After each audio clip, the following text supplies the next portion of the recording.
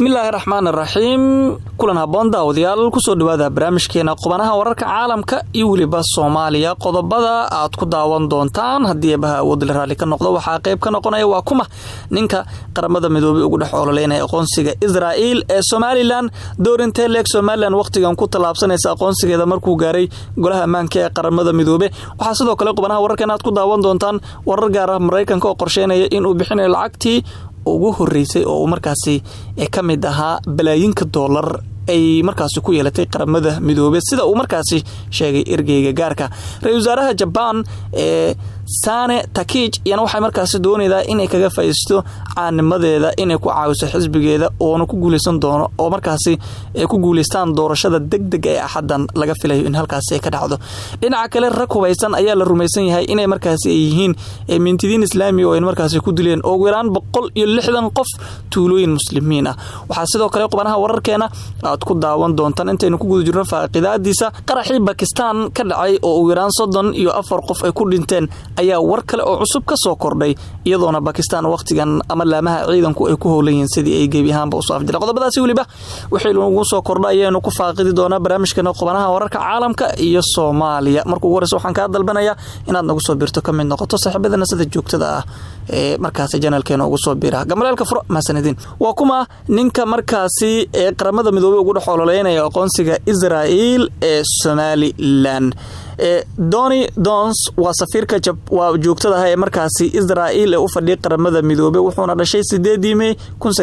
1970 wuxuuna leeyahay aragnimo dhinaca siyaasadda diblomaasiyadda Donny hore wuxuu markaas u noqday xildhibaan ka tirsan baarlamaanka Israa'iil Kertz oo markaasi wasiir iyo waliba safiiryoonka intii u dhaxayday 2015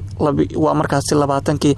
intii markaasi u dhaxayday 2015 ee xilkaas u qatay markale ayaana dib loogu magacaabay xilkan wuxuuna Dani uu markaani uu noqonayaa Israa'iiligi ugu horeeyay ee ugu hogaaminaya guddiga ee ka tirsan qaramada midoobay kadib markii 2016 loo doortay gudoomiyaha guddiga ee lixaad ee arrimaha sharciga ee sanadkii xigeen wuxuu markaasi noqday madaxweyne ku-xigeenka golaha guddiga waa golaha guud intii markaasi lagu jiray fadhigii 27aad ee qaramada midoobay 2017 ilaa 2018 waqtigan Somaliland ayaa kiiskeeda u muuqda in gebi ahaanba si weyn markaasi ugu siifidaya aaga golaha qaramada midoobay iyadoo oo markaasi si adag ugu dhaxololeynaa sidii Somaliland u noqon lahayd dalka madax banaan Soomaaliya waana arinta ugu adag ee waqtigan ay ka taagan tahay ee gudaha xarunta qaramada midoobay wixii warar kale ka soo kordho qubanaheena dambe wararka caalamka ayaan ku faaqidi doonaa markana ra'iisul wasaaraha dalkaasi Japan waxay markaasi doonaydaa inay kaga faa'iideysto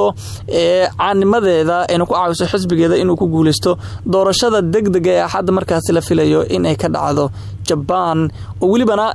la tilmaamayo inta adag ay ugu qayb noqon doonto Tokyo ayaana ah siyaasi muxaafid ah kana mid aha muwaadiniinta dadkaasi ugu adag markaasi kana soo noqotay haweeneydii ugu horeysay ee hogaaminayay Japan tan iyo waliba markii xilkii ay la wareegtay bishii October oo markaasi ololeynaysa taageero ballaaran iyo waliba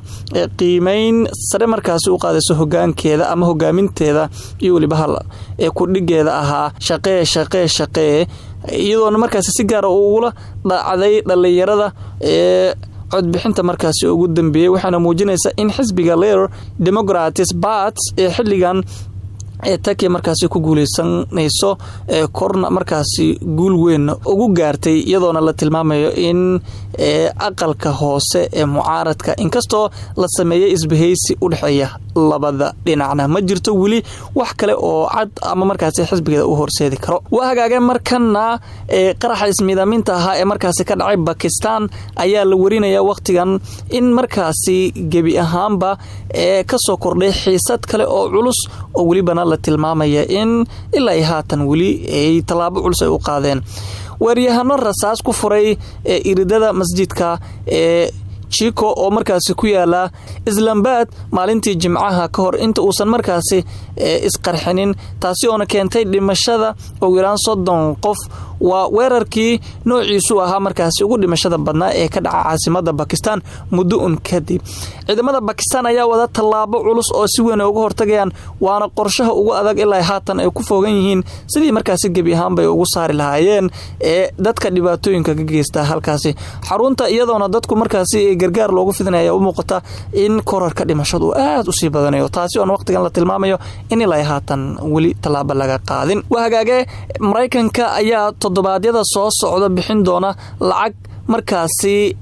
hordhac u ah oo ka mid noqonaysa bilaayin dollar oo ay markaasi ku leedahay qaramada midoobe sida markaasi Reuters uu sheegay safiirka Mareykanka ee qaramada midoobe jimcihii isagoona carabka ku adkeeyay in baahida loo qabo in qaramada midoobe ay sii wado dib u habeynta. Mike Wells ayaana hadalkan ku sheegay wareysi telefoonka oo toddobaad kadib markii uu bixiyay. hadaba lacagta Mareykanka uu bixinaya ayaa lagu qiyaasay inay gaarayso ugu yaraan 95% lacagta markaasi lagu leeyahay miisaaniyada guud ee qaramada midoobe. Mareykankuna markaasi ay ku leeyahay biliritaasi oo gaaraysa 2.19 bilyan bilowgii Febraayo sida markaasi uu Mareykanku u sheegay ama uu leeyahay 2.4 bilyan oo kale howlgalka nabadeynta ilaalinta kuwa markaasi